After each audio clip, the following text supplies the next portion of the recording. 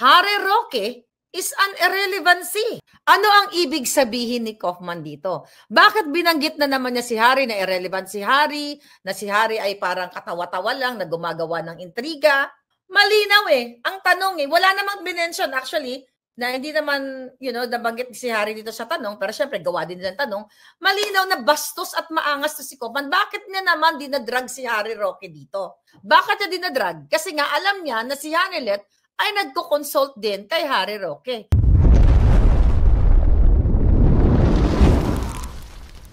At hindi lang naman si Hanilet ang nakikipag-usap kay Harry Roque.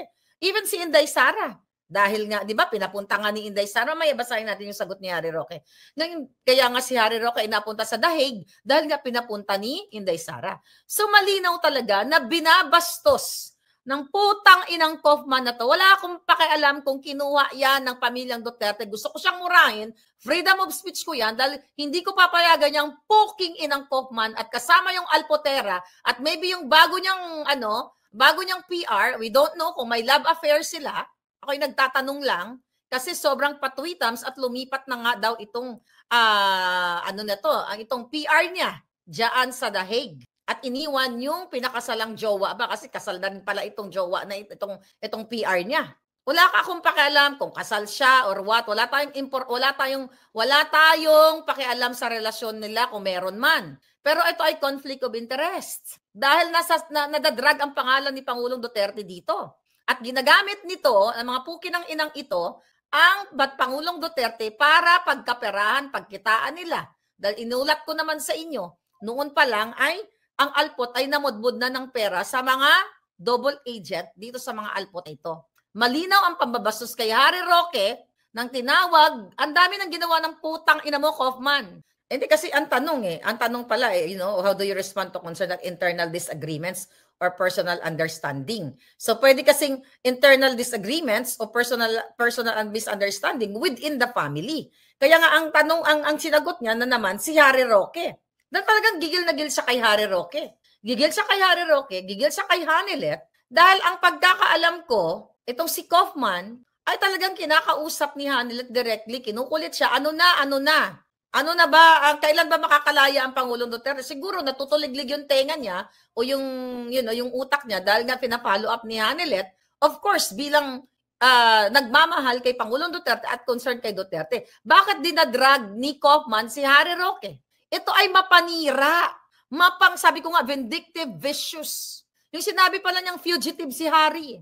Irrelevant si Harry. Ito ba ang matinong abogado? Mamaya tignan natin kung sino ang napalabas niya at kung anong ginawa nito ni Kaufman na ito. Bakit siya gigil na gigil kay Harry Roque? Kasi parang sinasabi niya na wala naman si Harry Roque sa pamilya eh. 'Di ba? Hindi naman siya part ng legal defense. So this is not naman talaga. 'Di ba gumawa nga ng intriga si Kaufman na sinasabi niya na sinasabi daw ni Pangulong Duterte na umuwi na si Pangulong Duterte, si Harry Roque at asikasuhin ang kanyang kaso dahil siya ay fugitive. Ulit-ulitin natin, kaya naging tinawag niyang fugitive at yan, walang matinong abogado sa larangan ng whether it's domestic law, international law, natatawagin mo ang kapwa-abogado mo, ethical standards yan. At ngayon sinasabi niya comical, intrigero lang, ganyan. Si Kaufman po ay isang marites. Si Kaufman ay hindi matinong abogado. Dahil wala siyang pakialam, wala siyang puso, dito kay Hanilet Abancenian, hindi niya inabusuhan ang partner, ang common law wife ng kanyang kliyente na, huy, Miss Abancenia, noong July 19, meron kang sinabi na ganito, ganyan. Ayusin natin to para hindi maantala o hindi maputol o hindi makancel ang iyong visiting rights or visiting privilege para kay Pangulong Duterte. So pinapakita ni Kaufman dito na hindi kita amo, Hanilet. Hindi ikaw. Eto kay Sara Duterte ako, kay Vice President ako. So wala akong pakialam sa'yo kahit common law wife ka, kahit ano ka. Dahil hindi ka kaparte ng pamilya. Which is sinabi ni Hanilet yan. Okay? Na yun ang trato sa kanya. Ayan, nakita nyo mismo. Diba? Sinabi ko yan sa inyo. Remember, bago pa siya nag-release ng PR statement niya, na sinabi na aking napag-alaman na tinatrato niya si Hanilet na hindi part ng family. And now, lumabas mismo sa kanilang scripted at written interview ni Kaufman na sinasabi niya na si Hanilet ay emotional distress. You cannot say that.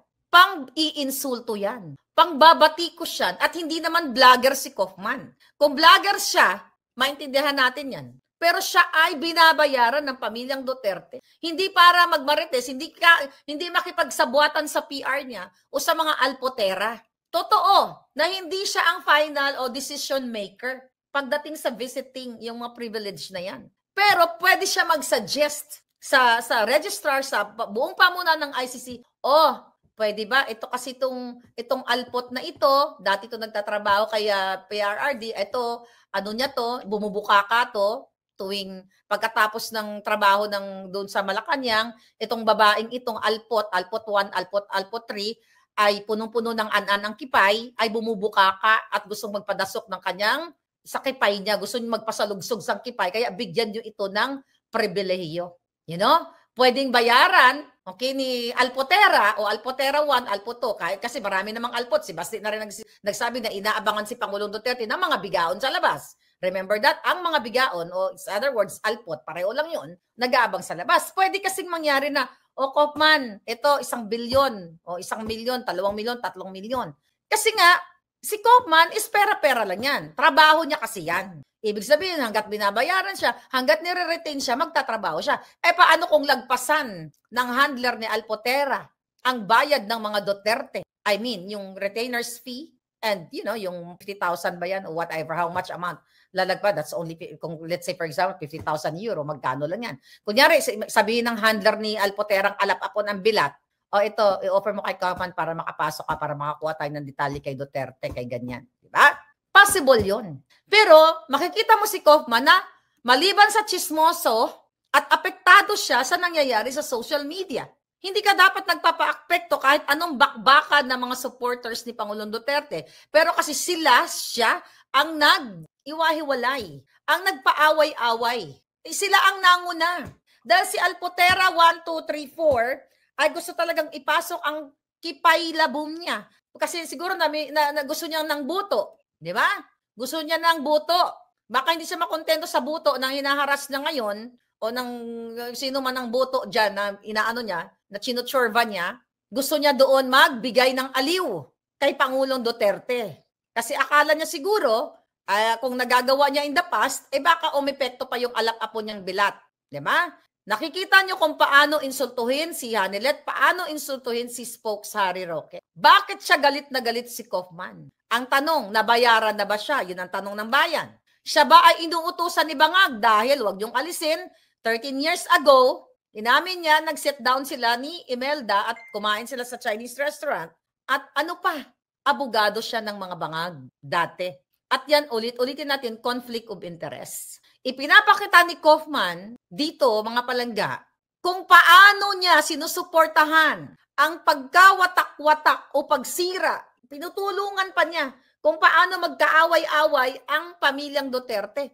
Kasi sinasabi niya dito na si Sara lang ang pwedeng, si Sara lang ang magbabouch sa kanya o magsasabi kung anong klaseng performance siya as a lawyer. Diba? Pinapakita niya dito, alam mo, nagagalit ang mga supporters, nakikita ninyo.